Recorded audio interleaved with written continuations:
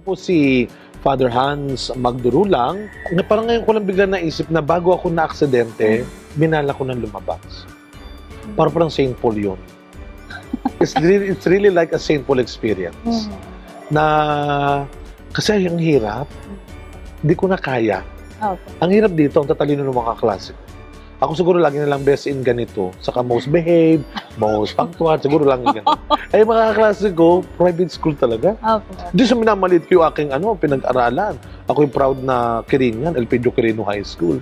Pero sila kasi ay mga galing sa minor seminary. Yes po. So medyo mas intense na yung academic nila formation siguro. Medyo may Kaya siguro na-expose na po nahirapan. sila. Oo. Ang hirap dito, iba-iba ugali. Siyempre. At ang hirap dito. So hindi namin kaya. Yes. Sabi ko, Ma, hindi ko na kaya, Ma. Labas na ako. Sabi na, wag.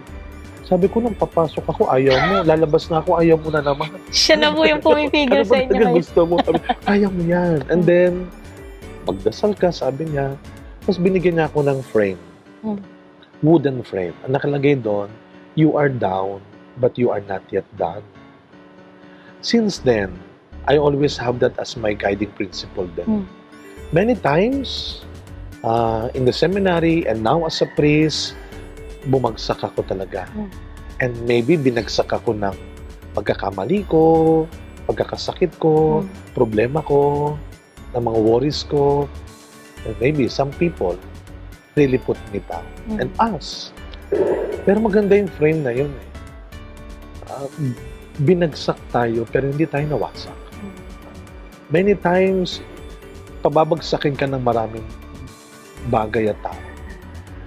Pero hanggat nakikita mo nakatayo ang sarili mo, hindi ka pa nila nawasak.